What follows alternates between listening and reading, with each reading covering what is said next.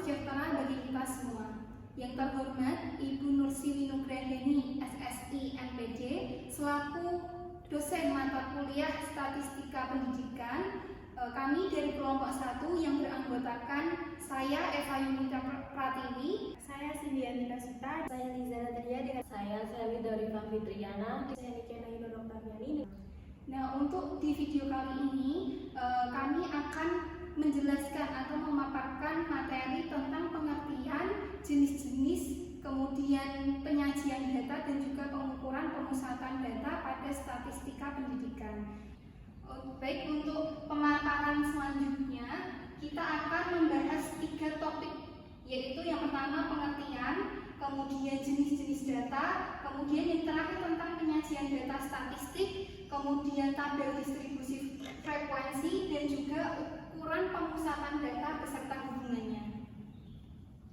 Nah, untuk topik yang pertama, pengertian data, akan saya jelaskan, yaitu menurut Mia Andini Khairul Anwar Hafiz tahun 2015 dalam jurnal Sains dan Informatika mendefinisikan bahwa data adalah kumpulan informasi yang diperoleh dari suatu pengamatan berupa angka ataupun simbol ataupun atribut.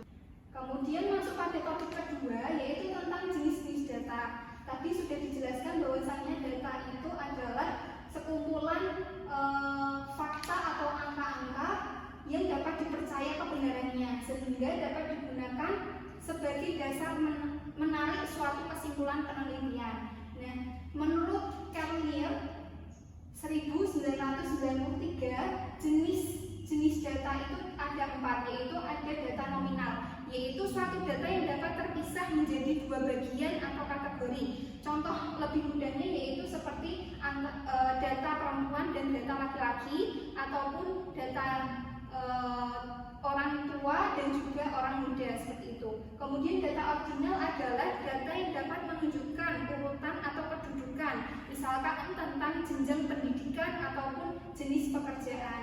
Kemudian yang ketiga ada data interval, yaitu data yang dapat menunjukkan jarak yang memiliki ciri-ciri nominal, ordinal, semisal contohnya seperti pada instrumen pengamatan, angka 1 itu dapat mewakili kata tidak setuju atau tidak sangat setuju. Kemudian angka 2 menunjukkan mewakili tidak setuju, kemudian dan seterusnya seperti itu. Kemudian data terakhir yaitu tentang rasio atau nisbat, yaitu data yang sangat tinggi yang memiliki ciri-ciri skala nominal, ordinal, interval, dan memiliki nilai nol mutlak, yang memiliki makna bahwa objek tertentu tidak memiliki sifat yang sedang diukur. Contohnya, skor 8 itu lebih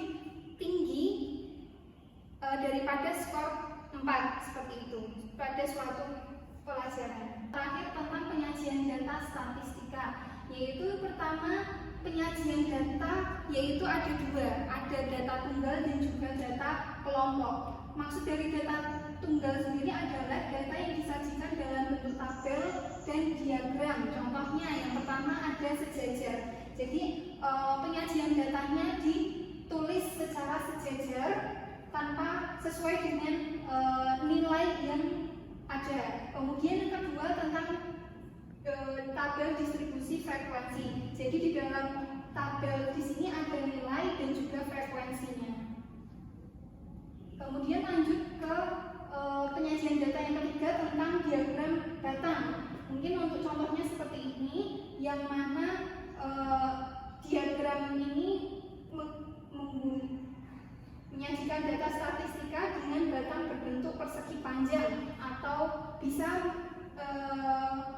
berbentuk vertikal maupun horizontal, seperti itu. Kemudian yang keempat tentang diagram garis, yaitu cara penyajian data statistika menggunakan garis-garis lurus, yaitu mewakili sumbu X menunjukkan waktu pengamatan, sedangkan sumbu Y yaitu menunjukkan hasil pengamatan. Kemudian yang terakhir ada diagram lingkaran. Mungkin untuk diagram lingkaran yang digunakan adalah daerah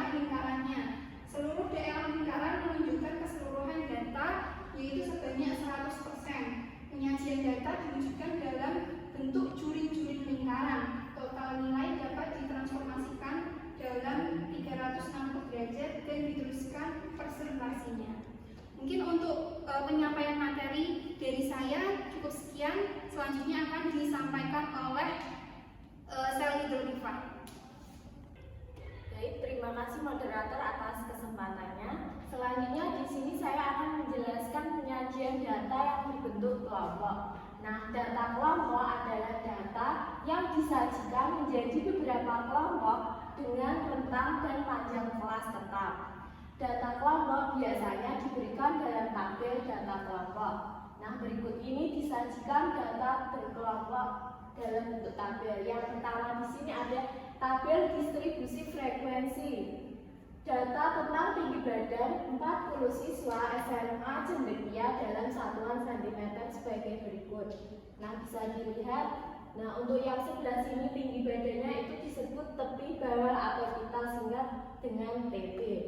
Untuk tinggi badan yang 145 sampai 149, nah yang 149 dan seterusnya ini yaitu disebut tepi atas atau kita singkat dengan TA. Selanjutnya di sini ada banyak siswanya. Nah, banyak siswanya ini dapat kita sebut dengan frekuensi. Selanjutnya di sini ada rumusnya yaitu setengah dalam kurung TB ditambah TA. Nah, di sini ada tepi bawah kelas atau TB dan tepi atas kelas atau kita singkat dengan TA. Nah, cara menentukan nilai tengahnya ini bisa kita ketahui dengan 145,5 sama tepi atas kelas 149,5. Jadi dapat kita hitung nilai tengah antara 145,5 sampai dengan 149,5. Kita ketahui nilai tengahnya yaitu 147 dan begitu pun seterusnya. Nah, untuk selanjutnya yaitu ada tabel distribusi frekuensi kumulatif. Yang pertama ada tabel distribusi frekuensi kumulatif kurang dari tepi atas.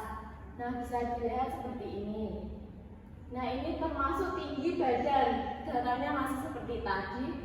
Dari tabel tersebut kita peroleh informasi sebagai berikut. Yang pertama, siswa yang tinggi badannya kurang dari 149 cm ada 5 anak siswa. Nah, kita bisa lihat dari 154 ada 15 anak.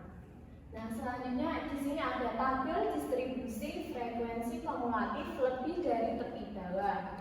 Bisa dilihat ini tabelnya. Nah, kita lihat diperoleh informasi sebagai berikut.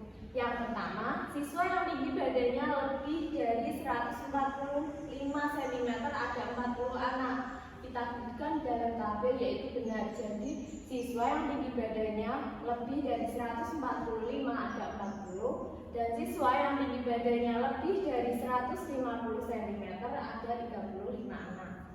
Selanjutnya di sini ada penyajian data kelompok yang ketiga yaitu berbentuk histogram. Nah, histogram frekuensi data adalah grafik yang berbentuk seperti diagram data, tetapi tidak memiliki jarak antar diagram di sebelahnya atau kita sebut yaitu berhimpit. Contoh histogram tinggi badan siswa yaitu pada SMA Cendekia terdapat 40 siswa. Nah, bisa dilihat, jadi ini berhimpit, tidak ada jarak seperti yang ada pada diagram data. Nah, selanjutnya penyajian data yang berbentuk data kelompok yang keempat itu ada poligon. Poligon sendiri adalah garis yang menghubungkan titik tengah puncak. Contohnya di sini ada tinggi badan 40 siswa SMA Cendekia sebagai berikut. Nah, di sini ada contohnya ini tinggi badan 145 sampai 149. Nah, ini titik puncaknya kita hubungkan dengan tinggi badan selanjutnya, begitu pun seterusnya. Baik, selanjutnya penyajian data kelompok yang kelima yaitu ada OGIF. OGIF sendiri adalah grafik berbentuk kurva mulus yang diperoleh dengan menghubungkan titik-titik tepi kelas dan frekuensi kumulatif. OGIF ada dua, yaitu OGIF positif dan OGIF negatif. Dari tabel distribusi kumulatif, kurang dari tepi atas, FK kurang dari tepi atas, dan tabel distribusi frekuensi kumulatif lebih dari tepi bawah, FK lebih dari tepi bawah. Data tinggi badan 40 siswa SMA Cendekia diperoleh OGIF positif dan aktif negatif, yaitu sebagai berikut. Nah, bisa dilihat ini ada data tinggi badan berbentuk aktif positif yang sebelah atas, dan ini data tinggi badan aktif yang berbentuk aktif negatif. Jadi terima kasih, itu tadi pemaparan dari saya, kurang lebihnya mohon maaf. Baik, untuk pemaparan selanjutnya tentang penyajian data akan disampaikan oleh Niken. Baik, terima kasih moderator. Yang selanjutnya masih penyajian data statistika, tabel distribusi, frekuensi dan ukuran pemusnahan data beserta videonya.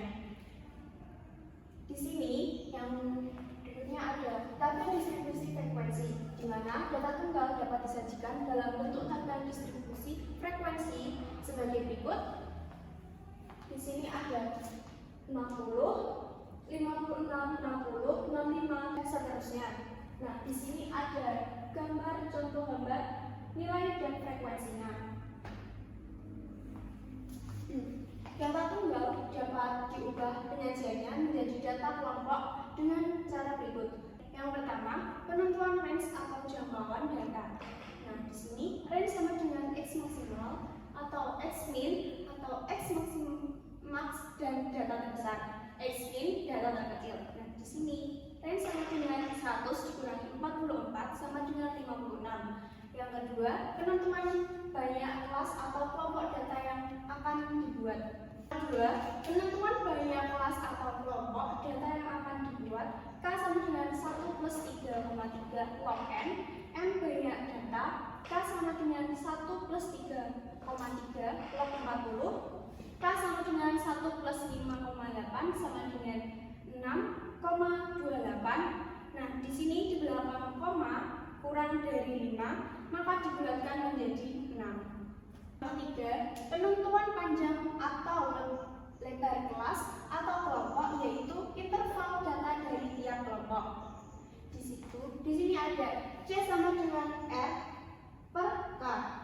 C sama dengan 56 dibagi 6, C sama dengan 9,33. Di sini di belakang koma kurang dari 5, maka dibulatkan akan menjadi 9. Setelah dihitung, data majemuk dapat disajikan dalam bentuk tabel distribusi frekuensi kumulatif atau kelompok, seperti yang ada pada di gambar ini. Berikutnya, unsur-unsur dalam penyajian data majemuk berdasarkan pendekatan tabel distribusi frekuensi kumulatif.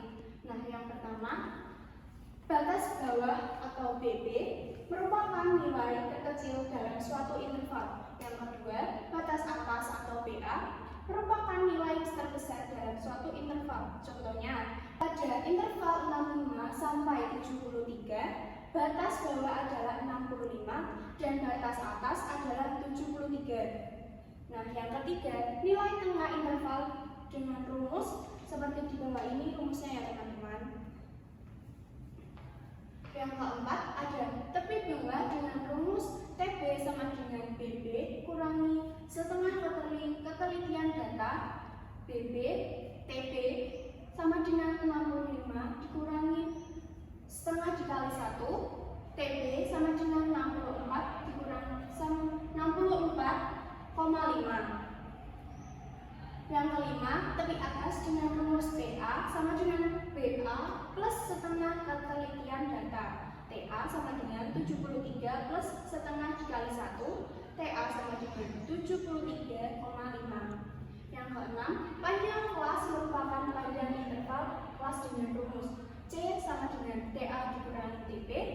C sama dengan 73,5 kurangi 64,5 sama dengan C sama dengan 9. Baik, yang selanjutnya ada bentuk lain tabel distribusi frekuensi kelompok, di mana tabel distribusi frekuensi kurang dari nilai yang digunakan adalah tepi atas tiap kelas. Nah, seperti yang ada di gambar ini, nilainya kurang dari 65,5, nilai kurang dari 64,5, frekuensinya adalah 7. Nah, yang kedua, tabel distribusi frekuensi kumulatif lebih dari nilai yang digunakan adalah tepi bawah tiap kelas. lebih dari 55,5, nilai frekuensi kumulatifnya adalah 40. Untuk soal dan jawabannya, di sini ada soal nilai ujian statistika 65 orang mahasiswa adalah sebagai berikut: 30, 25, 90, 42, 50, dan seterusnya. Nah, di sini ditanya, buatlah distribusi frekuensi dari data di atas. Jawabannya, pembuatan distribusi frekuensi adalah sebagai berikut. Langkah yang pertama, urutkan data dari yang terkecil sampai yang terbesar. Nah, di sini langkah yang kedua, banyak kelas dapat diambil berdasarkan suatu cara yang ditemukan oleh H.A. Sturges pada tahun 1926, yaitu dengan rumus K sama dengan 1 plus kurung buka 3,3 log N, dengan K sama dengan banyak kelas berupa bilangan bulat dan N sama dengan banyaknya data. Misalnya, M sama dengan 90, maka banyaknya kelas K sama dengan N plus 3,3 log 90 sama dengan 1 plus 3,3 kurung buka 1,9542 sama dengan 7,449. Oleh karena K harus bilangan bulat, banyaknya kelas 7 ataupun kelas 8. Baik, untuk yang langkah ketiga, panjang kelas interval P ditentukan persamaan sama dengan nilai P harus sesuai dengan ketelitian data. Jika data teliti sampai satuan, nilai P juga harus satuan. Menentukan panjang kelas interval menggunakan rumus seperti yang ada di gambar ini ya teman-teman rumusnya. Untuk langkah keempat, batas kelas interval atau batas bawah dan batas atas ditentukan. Batas bawah kelas pertama bisa diambil sama dengan nilai datum terkecil. Akan tetapi, selisih batas bawah dan batas atas harus kurang dari panjang kelas. Secara umum, bilangan di sebelah kiri dan dari bentuk A kurang sampai B yaitu disebut batas bawah, dan bilangan di sebelah kanan B disebut batas atas. Untuk langkah yang kelima, batas bawah nyata dan batas atas nyata ditentukan. Batas bawah nyata disebut juga tepi bawah dan batas atas nyata disebut juga tepi atas. Definisi dari tepi bawah dan tepi atas adalah sebagai berikut. Jika data teliti hingga 1-an, maka 1. Tepi bawah sama dengan bawah batas bawah sampai bawah kurang 0,5 dan tepi atas sama dengan batas atas plus 0,5.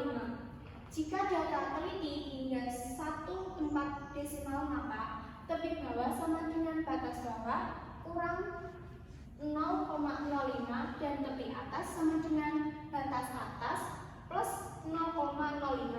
Jika data diteliti hingga 2 tempat desimal, maka tepi bawah sama dengan batas bawah kurang dari 0,005 dan tepi atas sama dengan batas atas plus 0,005. Terima kasih. Sekian presentasi dari saya kembalikan ke moderator. Oke, baik, untuk selanjutnya pemaparan dari Cynthia Tikasuta tentang langkah-langkah pengerjaan penyajian data pada tabel distribusi frekuensi. Baik, terima kasih moderator atas kesempatannya yang telah diberikan kepada saya. Nah, untuk yang selanjutnya saya akan melanjutkan, yaitu mengenai langkah-langkah dalam mencari tabel distribusi frekuensi.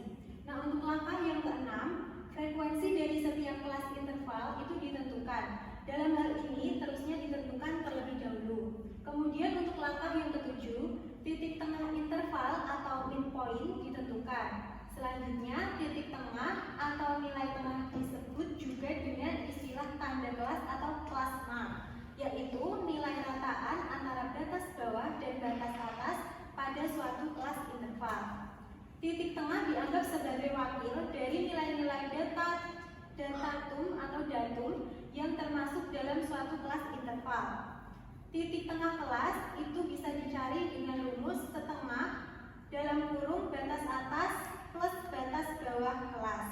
Kemudian untuk langkah yang ke-8, yaitu membuat tabel distribusi frekuensi dengan cara memindahkan hasil langkah kelima tadi masukkan ke dalam tabel distribusi frekuensi nilai statistik.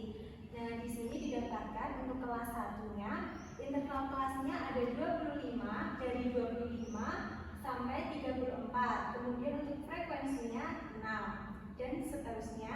Kemudian sehingga mendapatkan jumlah yaitu 65. Next. Nah, selanjutnya materi tentang ukuran pemusatan data tunggal dan berkelompok. Pada pembahasan sebelumnya telah dibahas topik mengenai penyajian data. Selain menyajikan data dalam tabel maupun diagram, masih diperlukan ukuran-ukuran yang dapat mewakili suatu kumpulan data, yaitu ukuran gejala pusat. Ukuran gejala pusat dimaksud sebagai parameter atau ukuran keterpusatan data. Ukuran keterpusatan data ini dipergunakan untuk mendapatkan gambaran yang lebih jelas dari suatu persoalan yang terhimpun dalam sekumpulan data. Ukuran yang tergolong ke dalam ukuran gejala pusat adalah rata-rata, median, dan modus. Ukuran pemusatan yang paling umum digunakan orang khususnya berkaitan dengan data kuantitatif yang minimal berskala interval adalah rata-rata dalam paparan materi selanjutnya. Akan dijelaskan menentukan ukuran pemusatan data baik rata-rata, median maupun modus untuk data tidak berkelompok maupun data berkelompok dengan tetap. Yang pertama yaitu mengenai rata-rata hitung atau mean. Rata-rata hitung adalah jumlah dari sekumpulan data dibagi dengan banyaknya data. Rata-rata hitung untuk sampel disimbolkan dengan X bar dan rata-rata hitung untuk populasi disimbolkan dengan mu. Rumus perhitungan rata-rata hitung dibedakan menjadi dua, yaitu rata-rata hitung data tak berkelompok, rata-rata hitung data berkelompok. Nah, untuk yang pertama, rata-rata hitung mean untuk data tidak berkelompok. Data tidak berkelompok dapat disajikan secara tunggal atau sering pula disajikan dalam daftar frekuensi. Nah, untuk rumus rata-rata hitung dari data tunggal atau data yang tersaji dalam daftar frekuensi adalah sebagai berikut. Nah, untuk yang selanjutnya itu rata-rata hitung mean data tunggal. Misalkan X1, X2, X3, X4 sampai dengan Xn adalah data yang dikumpulkan dari suatu sampel atau populasi, maka rata-rata hitung untuk sampel disimbolkan dengan X bar dan rata-rata hitung untuk populasi disimbolkan dengan mu dan ditentukan dengan rumus sebagai berikut. Untuk yang selanjutnya, rata-rata hitung mean data distribusi. Jika diberikan data X1, X2, X3, X4, bla bla bla sampai dengan Xn yang memiliki frekuensi berturut-turut yaitu F1, F2, F3, F4 sampai dengan Fn, maka rataan hitung sampel X bar atau rataan hitung populasi dari mu dari data yang disajikan dalam daftar distribusi itu ditentukan dengan rumus sebagai berikut. Nah, kemudian yang kedua ada rata-rata hitung mean untuk data berkelompok. Misalkan suatu data berkelompok terdiri dari n kelas dengan nilai tengah masing-masing kelas secara berturut-turut adalah X1, X2, X3, X4 sampai dengan Xn dan masing-masing frekuensinya adalah F1, F2, F3, F4 sampai dengan Fn, maka rataan itu ditentukan dengan rumus sebagai berikut. Yang ketiga, ada rata-rata mean gabungan. Misalkan ada kelompok data yang sudah diketahui nilai rata-ratanya masing-masing. Data pertama berukuran N1 dengan rataan X1. Data kedua berukuran N2 dengan rataan X2. Dan seterusnya sampai data ke K berukuran NK dengan rataan XK. Maka rataan gabungan X gabungan dari K buah data itu adalah dengan rumus sebagai berikut. Kemudian untuk selanjutnya yaitu median. Median atau MI adalah nilai tengah dari suatu data yang telah disusun dari data terkecil sampai data terbesar atau sebaliknya. Selain sebagai ukuran pemusatan data, median juga dijadikan sebagai ukuran letak data dan dikenal sebagai kuartil 2 atau Q2. Rumus perhitungan median dibedakan untuk data tak berkelompok data berkelompok. Sekian pemaparan materi dari saya. Untuk selanjutnya saya kembalikan ke moderator. Baik, untuk pemaparan yang terakhir akan disampaikan oleh Liza Natalia mengenai median untuk data tidak berkelompok. Baik, terima kasih moderator. Di sini saya akan menjelaskan mengenai median untuk data tidak berkelompok. Nah, median untuk data tak berkelompok ini baik yang disajikan secara tunggal ataupun daftar frekuensi ditentukan dengan 3 langkah, yaitu yang pertama mengurutkan data berdasarkan nilainya. Nah, misalkan data yang telah terurut dari data terkecil ke data terbesar itu adalah X1, X2, X3, X4 dan seterusnya sampai Xn. Nah, kemudian untuk yang kedua itu menentukan letak mediannya. Letak median K itu sama dengan N ditambah 1/2 dengan N menyatakan banyak data. Nah, untuk langkah ketiga itu menentukan nilai mediannya. Nilai median dapat ditentukan dengan rumus berikut. Median untuk data berkelompok. Median dari data berkelompok dapat dihitung dengan rumus berikut. Kemudian keterangannya, B itu adalah batas bawah kelas median. Ialah kelas di mana median terletak. Kemudian untuk P itu panjang kelas median. Nah, untuk N sendiri itu adalah ukuran sampel atau banyaknya data. Kemudian untuk F itu jumlah semua frekuensi dengan tanda kelas lebih kecil dari tanda kelas median. Untuk F kita dengan frekuensi kelas median. Untuk modus yang ketiga itu ada modus. Modus dari sekumpulan data itu ditentukan dengan cara menentukan frekuensi terbanyak dari data tersebut. Nah, sekumpulan data dapat memiliki lebih dari sebuah modus. Ukuran ini secara tidak disadari sering kita pakai untuk menentukan rata-rata data kualitatif. Nah, modus untuk data tidak berkelompok itu menghitung modus dari data tunggal dilakukan dengan sangat sederhana, yaitu dengan cara mencari nilai yang paling sering muncul di antara sebaran data. Nah, contohnya itu tentukan modus sebaran data penyelesaiannya bisa kita lihat untuk X, Y, dan F. Ini ada datanya, kemudian jelas bahwa modus dari data tersebut adalah 34, di mana 34 ini paling sering muncul. Jadi frekuensinya paling tinggi yaitu 4. Nah, untuk modus untuk data berkelompok itu dapat dihitung dengan rumus berikut. Nah, untuk keterangannya, B sama dengan batas bawah kelas modal ialah kelas interval dengan frekuensi terbanyak. Untuk P itu sama dengan panjang kelas modal. Untuk B1 itu frekuensi kelas modal dikurangi frekuensi kelas interval dengan tanda kelas yang lebih kecil sebelum tanda kelas modal. Nah, B2 itu frekuensi kelas modal dikurangi dengan frekuensi kelas interval dengan tanda kelas yang lebih besar sesudah tanda kelas modal. Untuk hubungan rata-rata mean, median, dan modus itu apabila digambarkan kurva antara nilai data dan frekuensinya, maka berdasarkan hubungan nilai rata-rata, median, dan modusnya, kurva bisa dibedakan menjadi 3, yaitu seperti gambar A, gambar B, gambar C. Bisa kita lihat gambar A, mean, median, mode. Nah, yang ketiga itu kurva simetris, gambar B. Bila distribusi frekuensi tersebut simetris, maka nilai mean, median, dan modus sama besar. Mean sama dengan median, sama dengan modus juga. Nah, kemudian dengan kata lain, mean, median, dan modus ini terletak pada satu titik dan kurva dari distribusi frekuensi tersebut simetris atau berbentuk normal. Nah, yang keempat, kurva negatif. Gambar A, kita bisa lihat gambar A, bila distribusi frekuensi tersebut menceng ke kiri, apabila sebagian besar nilai yang memiliki frekuensi rendah, itu kebanyakan berada di sebelah kiri dari nilai rata-rata atau dikatakan ekornya menjulur ke kiri. Maka nilai mean itu kurang dari median, kurang dari modus. Untuk yang kelima, kurva positif. Pada gambar C, bila distribusi frekuensi tersebut menceng ke kanan, apabila sebagian besar nilai yang memiliki frekuensi rendah kebanyakan berada di sebelah kanan dari nilai rata-rata atau dikatakan ekornya menjulur ke kanan, maka nilai mean itu lebih dari median, lebih dari modus. Terima kasih, saya kembalikan ke moderator.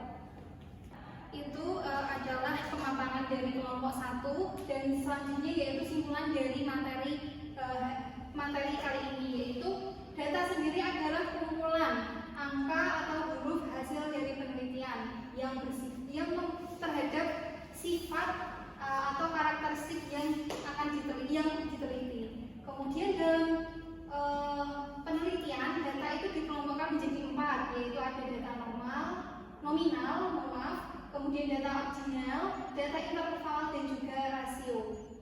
Kemudian ketika sudah melakukan pengumpulan data, maka proses berikutnya yaitu penyajian data, baik itu data tunggal ataupun dapat disajikan dalam bentuk tabel dan diagram, maupun data kelompok yang disajikan menjadi beberapa kelompok dengan rentang dan panjang kelas tetap.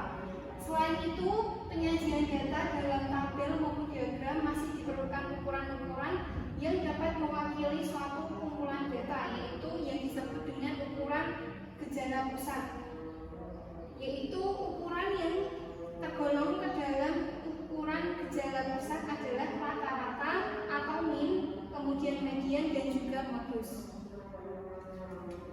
Berikut adalah referensi atau daftar pustaka dari kelompok 1 sebagai bahan acuan pembuatan materi kali ini. Baik, untuk pemaparan kali ini dari kelompok 1 mengakhiri. Kurang lebihnya dari kelompok 1, mohon maaf apabila ada materi ataupun penyampaian yang kurang tersampaikan dengan baik, mohon dimaafkan. Sekian dari kelompok 1, saya selaku moderator izin